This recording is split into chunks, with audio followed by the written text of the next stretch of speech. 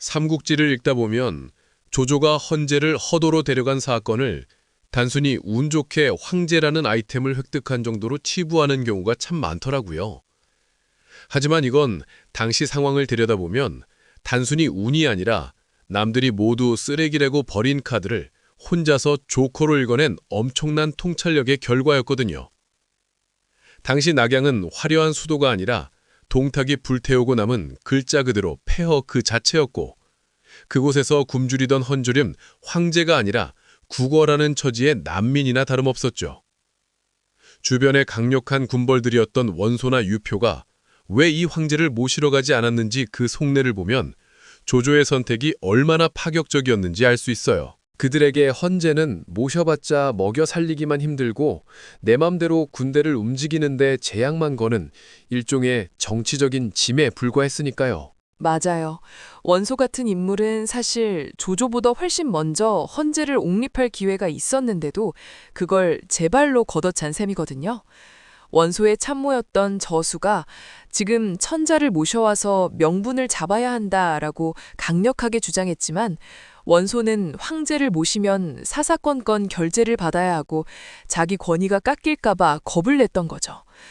이게 참 아이러니한 게, 당대에 가장 똑똑하다는 엘리트들이 황제를 권력의 걸림돌로만 해석할 때 조조는 황제를 국가라는 시스템의 소유권으로 해석했다는 점이에요. 당시 천하 사람들은 400년 한나라의 수명이 다했다고 믿으면서도 막상 누군가 대놓고 역모를 꾀하면 거부감을 느끼는 아주 묘한 심리적 상태에 있었거든요. 조조는 바로 그 대중의 심리, 즉 여전히 한나라는 정통이다라는 그 무의식을 자기 편으로 끌어오는 마케팅 수단으로 황제를 활용한 겁니다. 그 마케팅이라는 표현이 정말 정확한 게, 조조가 낙양에서 헌제를 구칠했을 때 그가 보여준 퍼포먼스는 거의 구세주 수준이었거든요. 황제와 신하들이 굶어서 풀뿌리를 씹고 있을 때 조조가 군량미를 가득 싣고 나타나서 따뜻한 밥과 깨끗한 옷을 제공하는 그 장면 하나가 천하에 어떤 메시지를 던졌겠어요. 원소는 황제를 버렸지만 조조는 제국의 수호자다라는 이 도덕적 우위라는 건 수십만 대군으로도 살 수 없는 엄청난 홍보 효과를 가져왔죠. 이때부터 조조의 전쟁은 단순한 영토 확장이 아니라 반역자를 처단하는 관군의 토벌이라는 합법적인 프레임을 갖게 된 거예요. 다른 군벌들은 이제 조조와 싸우려면 조조가 아니라 황제의 명을 거역하는 반역자가 되어야 하는 불리한 게임판에 서게 된 겁니다. 게다가 조조가 대단한 건 헌제를 그냥 낙양에 둔 게 아니라 자기 근거지인 허도로 옮겨버렸다는 사실에 있어요. 낙양은 이미 상징성만 남은 껍데기였지만 허도는 조조의 실질적인 힘이 뻗쳐 있는 일종의 홈그라운드였잖아요. 천자를 허도로 옮기는 순간 조조의 사령부가 곧 조정이 되었고, 조조의 참모들이 곧 국가의 공무원이 되는 기막힌 합체 현상이 일어난 거죠. 원소는 나중에야 무릎을 치며 후회했지만 이미 헌제의 입에서 나오는 모든 칙령은 조조의 붓끝에서 만들어지고 있었거든요. 이 협천자 이령제, 즉 천자를 끼고 제후를 호령한다는 전략은 조조를 단순한 지역 맹주에서 제국 전체의 운영자로 격상시킨 신의 한 수였습니다. 여기서 우리가 주목해야 할 점은 조조가 헌제를 단순한 인질로 다루지 않고 아주 정중하게 예우를 갖춰 모시는 척했다는 디테일에 있습니다. 남들이 볼 때는 조조가 참 충신처럼 보이게끔 격식을 갖추고 모든 행정 절차를 황제의 이름으로 집행했거든요. 이게 왜 중요하냐면 당시 한나라에 충성을 바치던 수많은 지식인 계층, 이른바 4대 부들이 조조 밑으로 모여들게 만드는 강력한 유인책이 됐기 때문이에요. 순욱 같은 당대 최고의 전략가가 조조를 선택한 이유도 조조가 단순히 힘이 세서가 아니라 이 사람이라면 한나라를 재건할 수 있겠다라는 그 명분을 믿었기 때문이죠. 결국 조조는 헌제라는 인물을 통해 인재를 끌어모으는 자석 같은 흡입력을 갖게 됐고, 이건 원소가 가진 가문의 명성과는 차원이 다른 국가적 권위가 된 셈이에요. 하지만 이렇게 황제를 모시는 행위가 조조에게 항상 유리한 것만은 아니었다는 사실이 이 정치공학의 재미있는 부분이에요. 황제가 옆에 있다는 건 역설적으로 조조 자신도 황제의 권위를 완전히 무시할 수 없는 외줄타기를 해야 한다는 뜻이기도 했거든요. 조조가 어떤 결정을 내릴 때마다 그게 정말 황제의 뜻입니까? 아니면 당신의 욕심입니까? 라고 묻는 내부의 적들과 싸워야 했죠. 실제로 조조의 권력이 커질수록 헌재 주변의 세력들과 조조 사이에는 피비린내 나는 암투가 끊이지 않았습니다.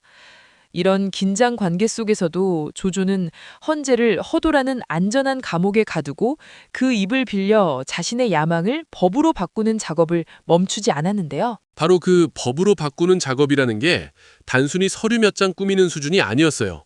조조는 헌재의 이름을 빌려 국가의 모든 행정 시스템을 자기 손안으로 가져오는 아주 정교한 설계도를 그렸거든요.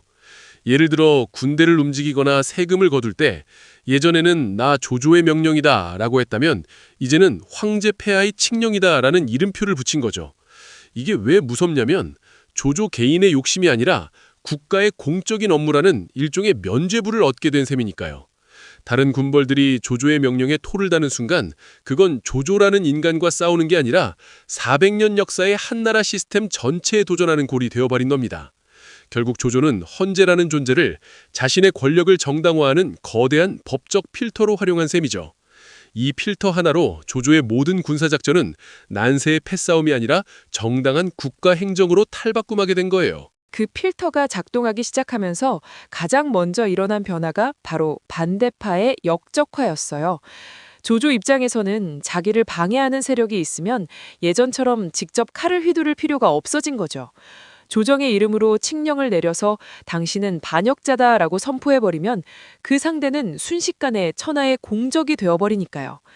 원소나 원소 같은 거대 군벌들도 조조가 보낸 황제의 사절단 앞에서는 일단 무릎을 꿇고 예우를 갖춰야만 했다만 했거든요. 만약 여기서 칙령을 거부한다? 그럼 조조는 즉각 황제의 명을 어긴 반역자를 토벌한다는 명분으로 군대를 보낼 수 있는 합법적인 권한을 얻게 되는 겁니다. 이건 단순히 싸움에서 이기는 차원을 넘어서 상대방의 정치적 기반 자체를 송두리째 흔들어버리는 아주 고단수의 프레임 전쟁이었던 거죠. 남들은 칼날을 갈고 있을 때 조조는 법관과 칙령이라는 훨씬 더 치명적인 무기를 손에 넣은 셈입니다. 맞아요. 그리고 이 합법적 프레임이 가져온 진짜 대박 효과는 바로 인재 차용 시장에서의 독점이었습니다. 당시 잘 나가는 지식인들이나 명문가 자제들 입장에서는 아무리 힘센 군벌 밑으로 들어간다고 해도 그건 결국 용병 신세에 불과했거든요. 하지만 조조 밑으로 들어가는 건 조정의 관리가 되는 것이고 한나라라는 정통 국가의 공무원이 되는 길이었어요. 이게 지식인들에게 주는 심리적 안정감과 자부심은 원소 같은 지방 군벌이 주는 금은보화와는 비교도 할 수 없는 거대한 것이었죠. 순욱 같은 초인류 브레인들이 조조에게 몰려든 결정적인 이유도 바로 조조가 가진 이 국가적 시스템 때문이었거든요. 조조는 단순히 싸움자라는 장수들을 모은 게 아니라 국가를 운영할 수 있는 행정 전문가 그룹을 통째로 흡수해버린 겁니다. 이때부터 조조의 세력은 단순한 군사 집단을 넘어 하나의 완성된 정부 형태를 갖추게 된 거죠. 여기서 더 흥미로운 건 조조가 이 법치주의를 자기 내부의 기강을 잡는데도 아주 지독하게 사용했다는 점이에요. 황제를 모시고 있으니 조조 본인도 일단은 그 법의 테두리 안에 있는 것처럼 행동해야 했거든요. 조조가 행군 중에 보리밭을 밟는 자는 사형에 처한다라는 엄명을 내렸다가 자기 말이 날뛰는 바람에 보리밭을 밟자 자기 머리카락을 잘라 목을 대신한 일화가 유명하잖아요. 이게 그냥 보여주기식 쇼처럼 보일 수도 있지만 사실은 법 앞에는 만인 평등하다라는 강력한 법치주의 메시지를 천하에 공토한 겁니다. 나 조조조차도 법을 어기면 처벌받는데 감히 너희가 황제의 법을 어기겠느냐라는 무언의 압박이었던 거죠. 이런 행보를 통해 조조는 단순한 힘의 정치가 아니라 법과 시스템에 의한 통치라는 새로운 패러다임을 삼국지 시대에 도입했습니다. 덕분에 조조의 영지 안에서는 다른 지역과는 비교도 할 수 없을 만큼 엄격한 사회 질서와 생산성이 확보될 수 있었던 거예요. 그 생산성 이야기가 나와서 말인데 조조가 헌재를 끼고 시행한 정책 중에 둔전제만큼 파괴적인 건 없었다고 봅니다. 당시 전쟁 때문에 농터는 황폐해지고 백성들은 굶어 죽어가고 있었는데 조조는 이걸 해결하기 위해 국가 주도의 대규모 농경 프로젝트를 시작했거든요. 이것도 단순히 농사지어라가 아니라 황제의 이름으로 토지를 배분하고 군대가 농사를 짓게 하는 아주 치밀한 국가 행정의 일환이었어요. 황제의 권위가 있었기에 피란민들을 효율적으로 모으고 그들에게 정착할 땅과 소를 빌려주는 체계적인 관리가 가능했던 거죠. 이 둔전제 덕분에 조조는 전쟁 중에도 군량미 걱정을 하지 않는 유일한 군벌이 될 수 있었습니다. 다른 군벌들이 백성들을 약탈해서 식량을 조달할 때 조조는 시스템을 통해 식량을 생산해냈던 거예요. 이런 경제적 안정감이야말로 조조가 반역자의 오명을 뒤집어 쓰지 않으면서도 실질적인 제국의 주인이 될 수 있었던 든든한 버팀목이었습니다. 결국 조조는 헌재를 통해 정치적 명분과 유능한 인재, 그리고 경제적 기반이라는 세 마리 토끼를 동시에 잡은 셈인데요. 그런데 여기서 우리가 놓치지 말아야 할 포인트는 이런 조조의 행보가 헌재 개인에게는 아주 잔혹한 고문이었다는 사실입니다. 겉으로는 황제를 존경하는 척하지만 실제로는 황제의 인장을 자기 주머니에 넣고 모든 결정을 조조가 내리고 있었으니까요. 헌재 입장에서는 낙양의 굶주림을 피했더니 허도라는 이름의 거대하고 화려한 창살 없는 감옥에 갇힌 기분이었을 겁니다. 실제로 조조가 권력을 휘두를수록 황제 주변의 9세대 충신들은 조조를 한나라를 훔친 부적이라며 증오하기 시작했죠. 이런 내부의 적개심은 결국 조조의 목을 노리는 비밀결사나 피비린내 나는 숙청극으로 이어지게 되는데요. 여기서 조조가 보여준 대처 방식은 그가 단순한 정치가를 넘어 냉혹한 권력자인지를 여실히 보여줍니다. 사실 조조가 헌제를 데리고 낙양으로 처음 들어갔을 때 그 처참하게 무너진 궁궐을 보면서 무슨 생각을 했을까요? 남들은 그저 여기가 400년 제국의 정통성이 깃든 성지구나 라며 감상에 젖어 있을 때 조조는 혼자서 아주 냉정하게 주머니 속에 계산기를 두드리고 있었거든요. 당시 낙양은 동탁이 불태운 이후로 완전히 폐허가 되어서 당장 황제와 백성들이 먹고 살 식량조차 외부에서 끌어와야 하는 그야말로 가성비 최악의 장소였으니까요. 게다가 사방이 뚫려 있는 지형이라 방어하기도 까다롭고 주변에는 여전히 조조를 시기하는 군벌들이 우글거리는 아주 위험한 동네였죠. 그래서 조조는 미련 없이 자신의 본거지인 허도로의 천도를 결정하는데 이건 단순히 이사를 가는 수준이 아니라 판 자치를 자기가 100% 통제할 수 있는 자기 집 앞 마당으로 옮겨버린 겁니다. 전통적인 명분론자들이 어떻게 근본도 없는 지방도시로 황공을 옮기냐 하고 목을 메고 반대했지만 조조에게 실질적인 생존이 보장되지 않는 명분은 그저 쓰레기통에 던져버릴 종이 조각에 불과했거든요. 그 결정이 진짜 무서운 점은 조조가 낙양에 계속 머물렀다면 평생을 그곳의 낡은 기득권 세력과 기싸움하느라 진을 다 뺐을 거라는 사실이에요. 하지만 허도는 조조가 바닥부터 일궈온 철저한 자기구역이라 황제를 데려오는 순간 그곳의 모든 정보망과 행정 인프라가 오직 조조만을 위해 돌아가게 된 거죠.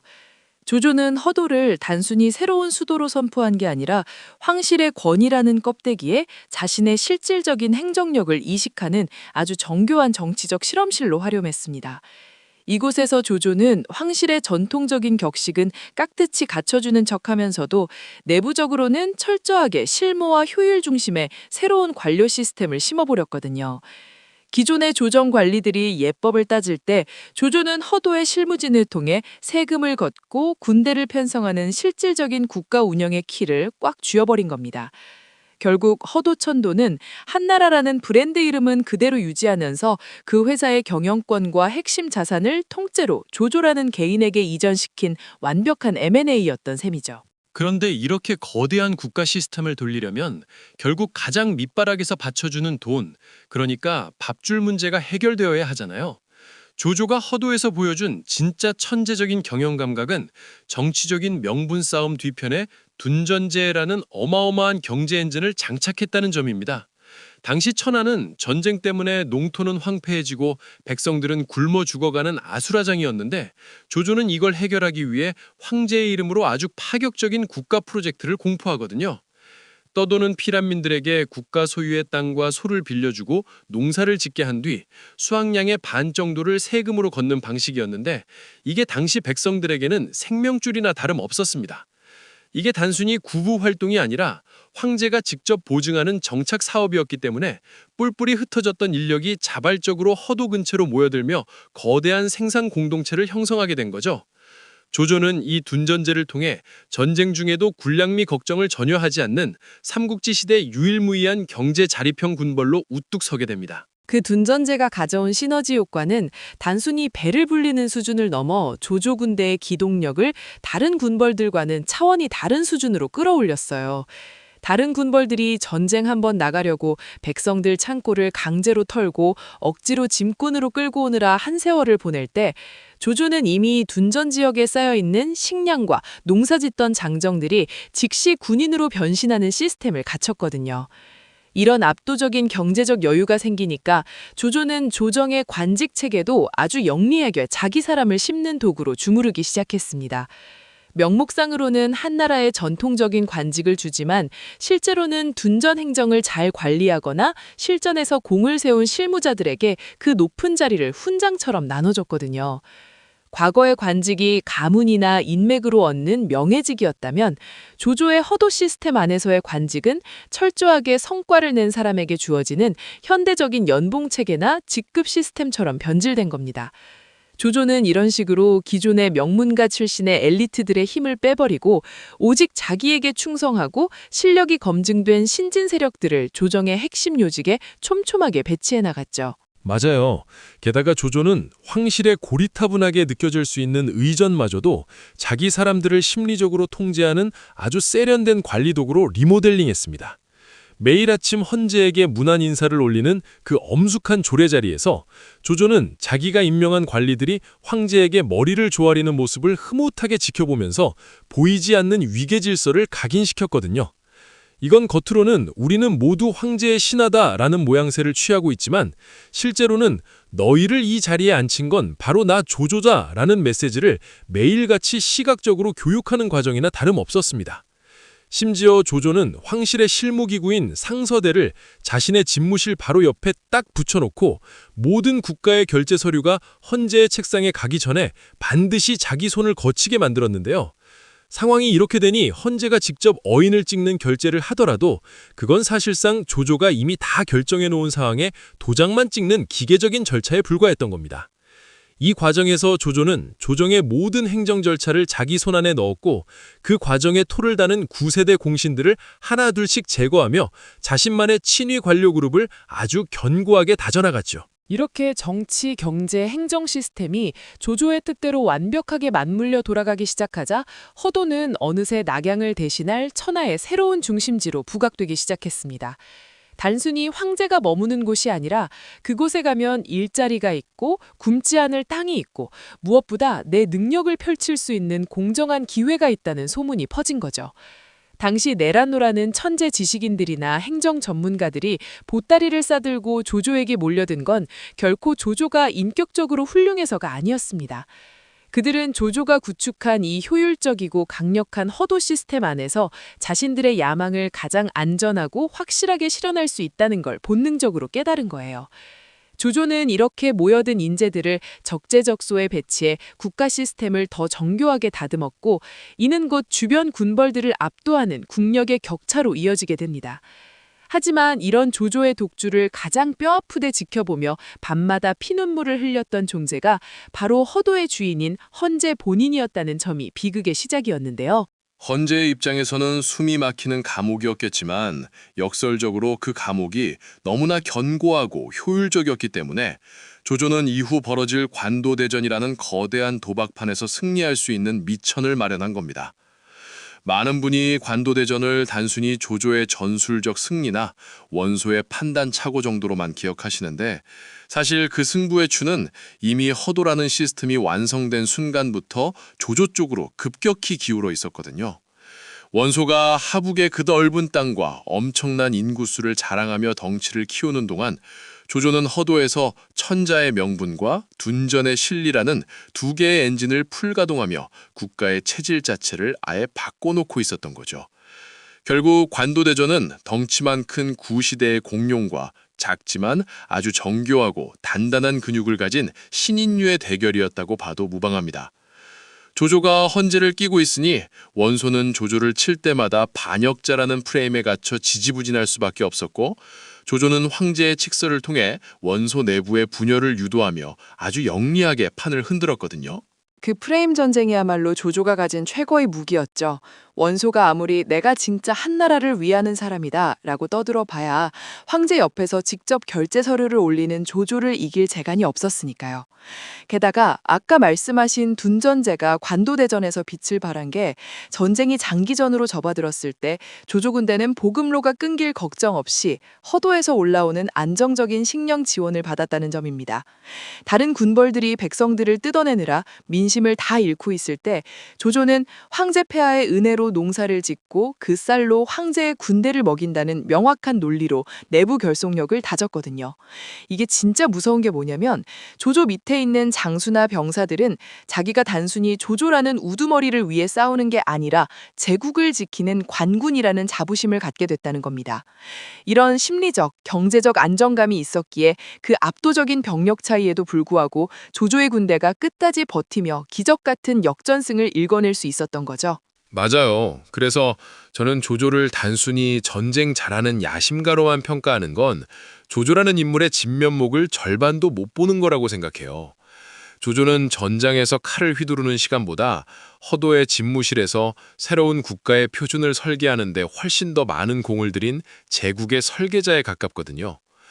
그가 허도에서 구축한 법치주의 중심의 행정 시스템과 가문보다는 능력을 우선시하는 인재 등용 방식은 훗날 위나라가 삼국 중에서 가장 압도적인 국력을 갖게 되는 결정적인 토대가 됩니다.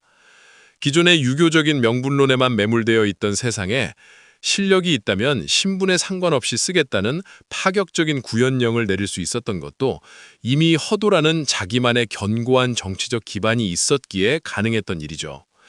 결국 허도천도는 조조라는 개인의 권력을 지키기 위한 수단이 아니라 무너진 한나라의 잔해 위에서 위라는 새로운 시대의 청사진을 그린 거대한 실험이었던 셈입니다. 조조의 이런 행보를 현대적인 관점에서 해석해보면 정말 소름 돋을 정도로 정교한 비즈니스 전략이 보이거든요. 망해가는 1등 기업의 핵심 브랜드인 한나라 황실을 인수해서 자기의 혁신적인 기술력과 시스템을 결합해 시장의 판도를 완전히 뒤집어버린 거잖아요. 현대의 정치나 비즈니스에서도 흔히 명분과 실리 사이에서 갈등하는 경우가 많은데 조조는 이 두 마리 토끼를 어떻게 조화시켜야 하는지를 역사상 가장 완벽하게 보여준 인물입니다. 명분만 챙기다가 굶어 죽지도 않았고 실리만 챙기다가 사방에 적을 만드는 우를 범하지도 않았죠. 오히려 천자를 받든다는 가장 높은 수준의 명분을 선점한 뒤 그 명분의 그늘 아래서 가장 지독하고 실리적인 국가 운영을 해나갔던 겁니다. 이런 조화로움이 있었기에 조조는 단순한 찬탈자가 아니라 대혼란의 시대를 종결시키고 새로운 문명을 열어젖힌 정치가로 재평가받아야 마땅하다고 봅니다. 맞아요. 그래서 저는 조조를 단순히 전쟁 잘하는 야심가로만 평가하는 건 조조라는 인물의 진면목을 절반도 못 보는 거라고 생각해요. 조조는 전장에서 칼을 휘두르는 시간보다 허도의 집무실에서 새로운 국가의 표준을 설계하는 데 훨씬 더 많은 공을 들인 제국의 설계자에 가깝거든요. 그가 허도에서 구축한 법치주의 중심의 행정 시스템과 가문보다는 능력을 우선시하는 인재 등용 방식은 훗날 위나라가 삼국 중에서 가장 압도적인 국력을 갖게 되는 절정적인 토대가 됩니다. 기존의 유교적인 명분론에 한 매몰되어 있던 세상에 실력이 있다면 신분에 상관없이 쓰겠다는 파격적인 구현령을 내릴 수 있었던 것도 이미 허도라는 자기만의 견고한 정치적 기반이 있었기에 가능했던 일이죠. 결국 허도천도는 조조라는 개인의 권력을 지키기 위한 수단이 아니라 무너진 한나라의 잔해 위에서 위라는 새로운 시대의 청사진을 그린 거대한 실험이었던 셈입니다. 조조의 이런 행보를 현대적인 관점에서 해석해보면 정말 소름 돋을 정도로 정교한 비즈니스 전략이 보이거든요. 망해가는 1등 기업의 핵심 브랜드인 한나라 황실을 인수해서 자기의 혁신적인 기술력과 시스템을 결합해 시장의 판도를 완전히 뒤집어버린 거잖아요. 현대의 정치나 비즈니스에서도 흔히 명분과 실리 사이에서 갈등하는 경우가 많은데 조조는 이 두 마리 토끼를 어떻게 조화시켜야 하는지를 역사상 가장 완벽하게 보여준 인물입니다. 명분만 챙기다가 굶어 죽지도 않았고 실리만 챙기다가 사방에 적을 만드는 우를 범하지도 않았죠. 오히려 천자를 받든다는 가장 높은 수준의 명분을 선점한 뒤 그 명분의 그늘 아래서 가장 지독하고 실리적인 국가 운영을 해나갔던 겁니다. 이런 조화로움이 있었기에 조조는 단순한 찬탈자가 아니라 대혼란의 시대를 종결시키고 새로운 문명을 열어젖힌 정치가로 재평가받아야 마땅하다고 봅니다. 사실 우리가 삼국지를 읽으면서 유비의 인덕이나 관우의 의리에 열광하곤 하지만 냉정하게 역사의 흐름을 바꿔놓은 실질적인 에너지는 조조의 이 차가운 지성에서 나왔거든요. 조조가 허도에서 보여준 이 전략적 안목은 단순히 1800년 전의 옛날 이야기가 아니라 오늘날 우리가 조직을 이끌거나 큰 결정을 내릴 때도 반드시 되새겨봐야 할 대목입니다. 누구도 가보지 않은 길을 가기 위해 전통이라는 껍데기를 빌려오면서도 그 내부에는 혁신이라는 알맹이를 채워넣는 그 대담한 말이죠. 결국 조조가 허도로 천도하며 품었던 건 단순한 황제가 아니라 무질서한 세상을 다시 질서 있게 돌려놓겠다는 거대한 국가적 비전이 아니었을까 싶습니다. 그 비전이 있었기에 조조는 난세의 영웅을 넘어 중국 역사의 물줄기를 바꾼 위대한 통치자로 남을 수 있었던 거겠죠. 조조가 허도의 그 좁은 집무실에서 촛불을 밝히며 수많은 서류를 검토하던 그 남들이 결국 관도의 승리를 만들고 위나라의 기틀을 세웠다는 사실이 참 흥미롭습니다. 눈에 보이는 화려한 전투보다 더 치열했던 건 보이지 않는 곳에서 시스템을 만들고 사람의 마음을 움직이려 했던 조조의 집요한 정치학이었으니까요. 우리는 흔히 운이 좋아서 혹은 단순히 힘이 세서 승리한다고 믿고 싶어 하지만 역사는 늘 준비된 자에게만 그 문을 열어준다는 걸 조조는 허도라는 무대를 통해 증명해 보였습니다. 조조라는 인물을 통해 우리가 배워야 할 건 닥쳐올 거대한 파도를 미리 읽고 그 파도를 탈 수 있는 나만의 단단한 배를 만드는 법이 아닐까 하는 생각이 드네요. 그가 허도에서 뿌린 씨앗들이 어떻게 거대한 제국으로 성장해 나가는지 지켜보는 것, 그것이 우리가 삼국지를 읽으며 조조라는 인물에게 끊임없이 매료되는 진짜 이유일 겁니다.